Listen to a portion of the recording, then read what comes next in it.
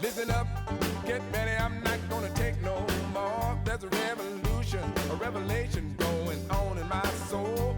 Buckle up, get ready, we're not gonna sit back. Welcome back to Live from the Heartland for August 24th. I'm Michael James, and our next guest is a young fellow named Josh Terry, who I was really glad to meet when we would both be at Twin Peaks shows. He is a writer. He worked for the Red Eye. He's written for a lot of places. So good day to you, Josh, and thanks for coming on.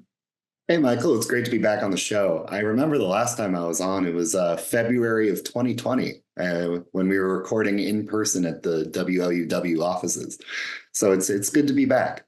It's good. I should have looked at that show before I did this so I could get reminded of what we covered then. But yeah, those were good times when we were doing the show from the WLUW studios. When the COVID hit, we ended up doing it by Zoom from home, and it has permitted us to go anywhere in the world pretty much and do interviews with folks. But you and I, we ran into each other recently, and I was bugging you to come on and talk, and you actually turned the tables on me.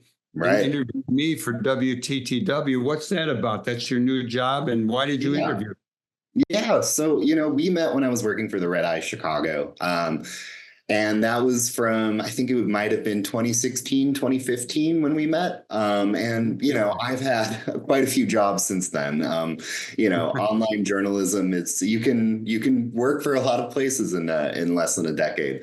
So after Red Eye Chicago, I worked for a national publication called Vice for 4 years. And then I had a few other freelance gigs. And, I think around 2022, I decided that, while a lot of the writing I was doing was sort of for freelance clients and marketing, kind of really glamorous things instead of print magazine stories or print newspaper stories, that what I love to do. And so I realized that I kind of needed my own space to write about the music that I really liked, and, kind of had a no pressure, no expectations kind of thing for me to just write and see if it resonates.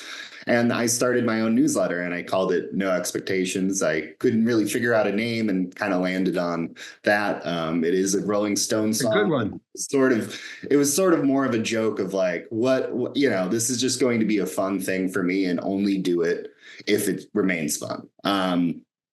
And then I started it, and it did well. It's a email newsletter that's once a week, and I did it for a year while freelancing for a bunch of different places. And then I was reached out to by WTTW, and they were launching their own newsletter and wanted someone with experience running one to help them launch it. And I've been with WTTW News since May, and it's been fantastic. I knew. While I'd been doing the freelance thing for a while, I knew that I wanted my next full-time job to be in Chicago. Hopefully it has benefits too. Well, it's union. It's the best benefits I've had being a journalist. So I'm a card-carrying SAG-AFTRA member now. So it feels. Me too. Yeah. Right on, brother. So it's been really awesome. And, WTTW has been such an amazing institution for a very, very long time. I know you have been on the show on Chicago Tonight, and I know you have used to employ some people who work in the office, as far as I'm aware. We did have some people ended up there. Yeah. Yeah, no, it's been a dream come true, and the people I work with have been so lovely, and it's just one of the most supportive working environments I've ever been in. And one of the reasons why it took me so long to come back on the show is that I wanted to be able to talk about the new newsletter that WTTW has launched. It's called Daily Chicagoan, and it runs Monday through Saturday. And it's sort of, it'll be a destination for our reporting at WTTW, but it's also a way to kind of talk about arts, culture, events, food, sort of a grab bag of everything great about the city. And we launched last week, and we're busy right now with the DNC happening this week, but I'm happy to take a good half hour to talk to you guys today. Do you think you have the time not only to do the new Daily Chicagoan for WTTW and No Expectations? Are you paying enough attention to your No Expectations blog and site? Yeah, I mean, it has been So the good thing about this WTTW job is that I'm less reporting and writing a ton for them. I'm more becoming a cheerleader for the reporters and writers on staff. I have written a few things for the website, but mainly my job is to sort of compile everything that WTTW News does into this daily newsletter, and I write a few things here and there for it. And yeah, the good thing about my newsletter is that it's only once a week. And since I'm the boss, I can take a week off if things get really busy. But so far, it's been a really good balance. I love my job and I love being able to take time like on nights and weekends to write my newsletter. Yeah, it's been good. That was kind of a huge worry when I took this job, but so far it's been really, really great. Josh, Terry, let me ask you a little bit about yourself. Where did you come from, and what are some of the things that contributed to your interest in music and becoming a writer? Well, I'm originally from Michigan. I grew up in West Michigan. My dad was a musician growing up. He is still a musician, but when he was growing up, he always had guitars around. He was always playing music, and I think, the thing that, as I'm sure you're aware with your children, is that when someone is a musical person, and especially a father figure, chances are you're going to try to figure out your own taste. It's not just going to be James Taylor and Jackson Browne, which is what my dad was playing. I wanted to kind of dig a little deeper and find things that really felt like me. And I was always just, loved records, loved writing about music. And but it was never something that I really thought of as a career until maybe my senior year of college. I had actually studied psychology and was applying to grad schools. And, as far as writing about music, my biggest aspirations was to maybe have a website where I would post a song and be like, hey, check out this song. And, I had no idea of what sort of work would go into writing about music, go into journalism, any of that stuff.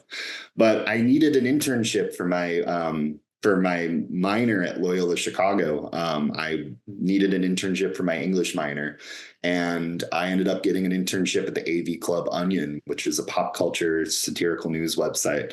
And I expected the internship to be sort of like an administrative role. I expected to be grabbing coffee and filling out spreadsheets. But my first day, they were like, all right, write 3 blogs by noon. And it was a real trial by fire. And it was one of the scariest days of my life that first day, but I loved it. And I kind of stopped applying for grad schools and realized that I would be much happier if I tried to freelance write immediately after graduation. And that was, I graduated college in 2013, and it's been almost 12 years and I'm still here. So it feels really good. Well, you were talking about listening to your dad's tunes when you were growing up. And I have a lot of kids, but the 2 youngest are Katie and Lake, Jack Henry James, and Hal Coltrane, Katie and James. And I remember when they listened to a lot of Otis Redding. And I'm sure that there are a lot of young people out there who are into music now and are into bands who got their footing and a good foundation from their parents listening to tunes in the 60s, 70s, and 80s, and even the 90s and beyond, because we're getting older on this end. I'm eternally grateful to my parents for, even if our tastes were different growing up, they've been so great on nurturing every single interest. And I think that's kind of the most important thing a parent can do, is to kind of let their kids pursue what they're passionate about.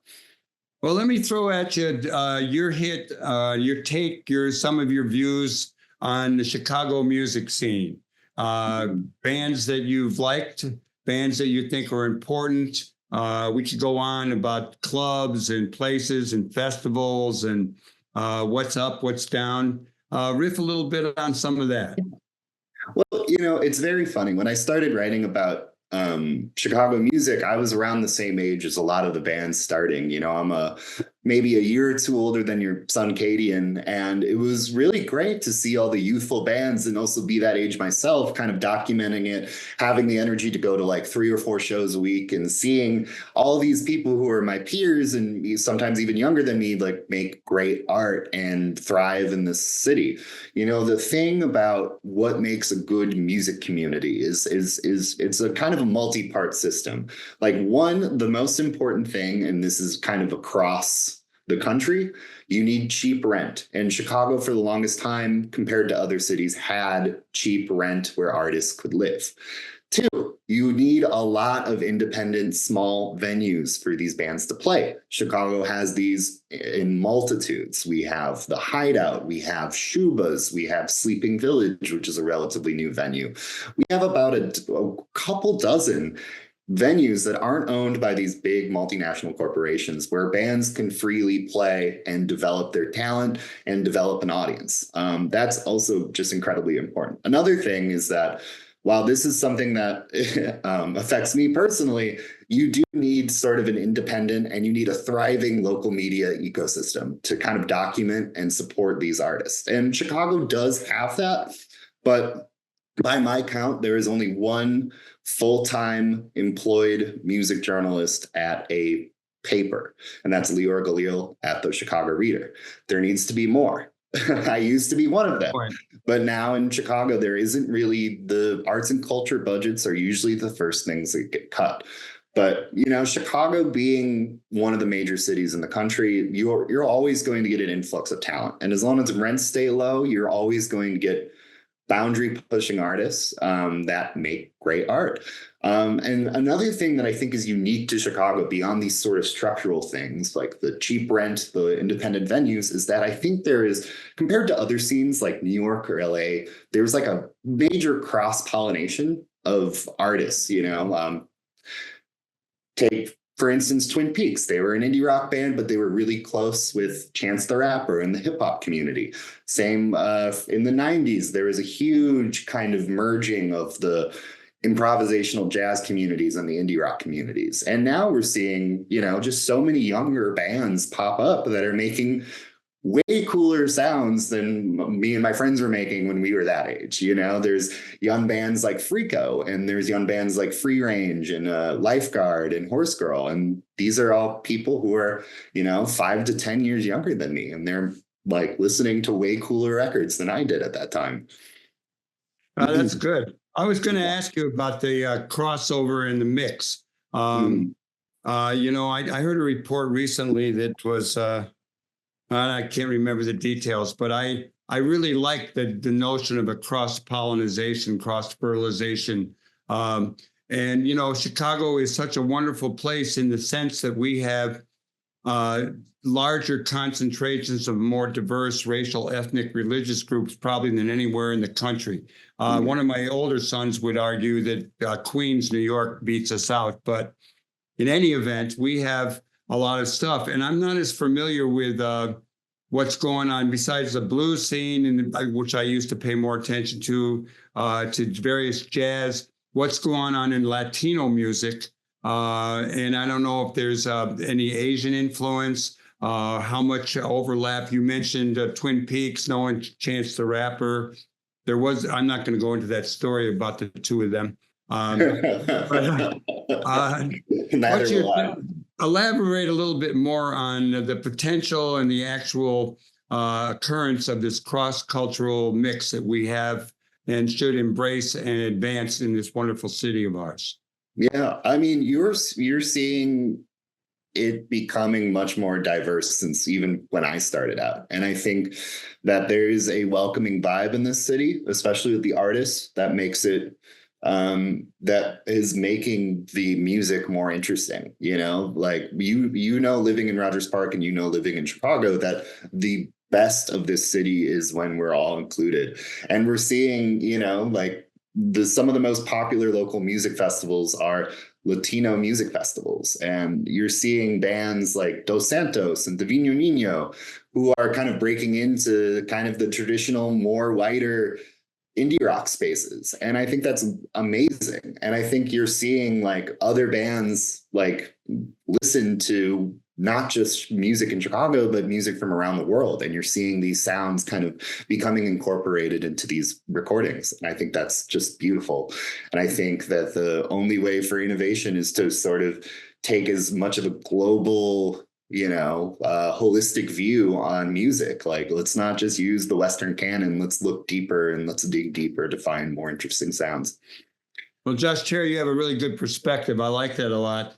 You talked earlier about independent venues, and that was something I was going to ask about. If there was a proliferation of small clubs, it seems like more and more everywhere has music on Saturday night, or people playing and people setting up. And then you did mention that as opposed to multinational corporations. I'm wondering about the influence of the multinational corporations. There used to be Jam, put on a lot of concerts. They were a little corporate for us, but they had roots in the city.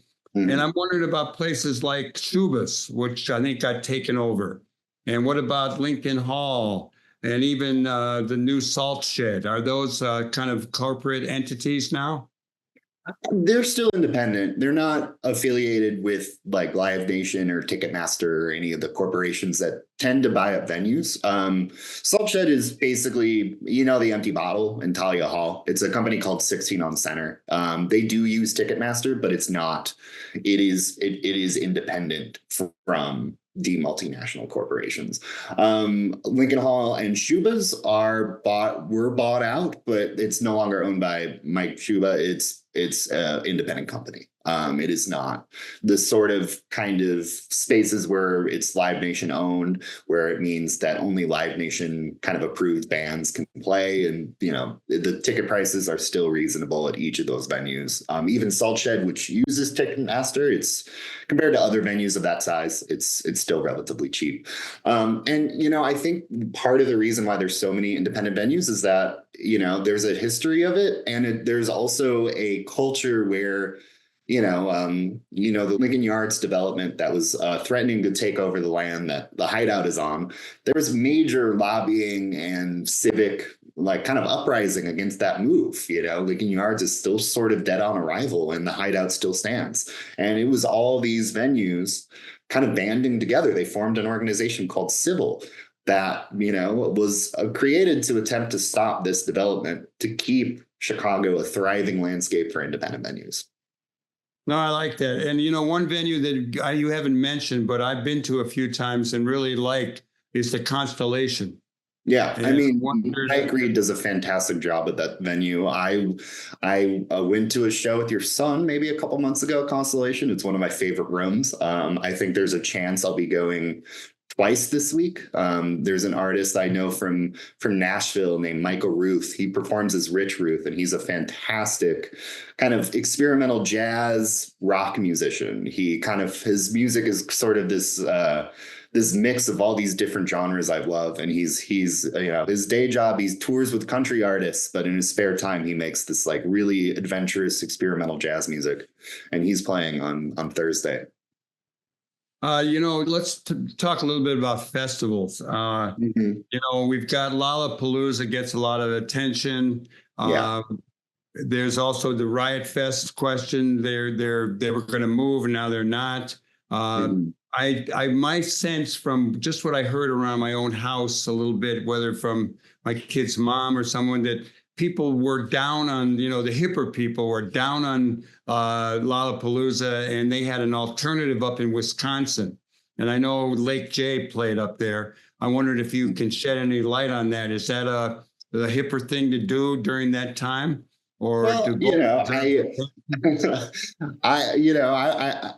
know if I'm the right person to be the judge of what's hip or not, but I will say that we do have a lot of major festivals in Chicago, and the older I've gotten, the less I have been attending things like Lollapalooza, which it attracts hundreds of thousands of people. When you go, you have to walk 5 to 10 miles a day because it's such a massive thing, and you're just crisscrossing through Grant Park to see the music that you want to see. But the older I get and the more my relationship with music has changed, the more I am interested in these kind of smaller showcases of talent. And whether that's a neighborhood festival, I live in Ukrainian Village and I had a great time at West Fest. And I know in Rogers Park, there is the Glenwood Avenue Arts Fest. That's a fantastic place to see art and culture and live music. And obviously, you know, there's kind of smaller festivals that have popped up that are like artist run, like Postdoc, which is from Seema Cunningham and is friends with Cadian and me and a lot of other people. There's Avram Farm Party, which I think was the one that Cadian played. That is also fantastic. And it's, you know, it's kind of they're all based in farms up in Wisconsin, and they're fantastic and really well curated. I think the thing is, you know, music festivals are big business. You know, originally they were supposed to be, you know, these kind of organic showcases of talent. And then as money has gotten in and tickets have been sold, it, you know, it loses a little bit of its soul. And I think people have seen that once festivals become so big, you know, alternatives are going to pop up. And that's how culture works. You know, Woodstock was not the same as it was when it started out. It became a totally different thing. And imitators and people with better ideas have made their own versions of it since 1969. Well, Josh, Terry, I want you to be a regular guest on this show talking about music, but I know you have other interests. And I see that you are a Bulls fan. Oh, yes. And I wonder what kind of optimism you might want to share. I don't know where you're at on the Sox, Cubs, if you like them both. I go with the White Sox mostly. Yeah. But I noticed that you're a Detroit Red Wings fan and not a Detroit Pistons fan, or right. Detroit, I don't know where you're at in the Tigers. What else do you like? You on your No Expectations, you talk about not only venues, you talk about restaurants, fashion, natural wine, NASCAR, politics. You got 5 minutes. Share some information. Oh, okay. So to explain the Detroit Red Wings thing, I am from Michigan. Both my parents are from Illinois or the Chicagoland area. So I was raised on the Bears, the Cubs, and the Bulls. You know, my parents weren't really that into hockey. And in the 90s, it was sort of tough to watch the Blackhawks. So I just watched what was on TV, which was the Detroit Red Wings. And, you know, it feels like a cop-out being kind of Chicago all the way, except for hockey. But fair. You know, it's okay. Yeah, it's totally fine. But yeah, no, I think, you know, being someone who writes about music, you know, you kind of have to develop a lot of interests, or else this one thing that you grew up loving is just going to become your job. You know what I mean? And I don't want to live life just being a fan of records and live music. I definitely am. But there's so much, you know, I love sports. I love reading. I love going to the music box to see a bunch of movies.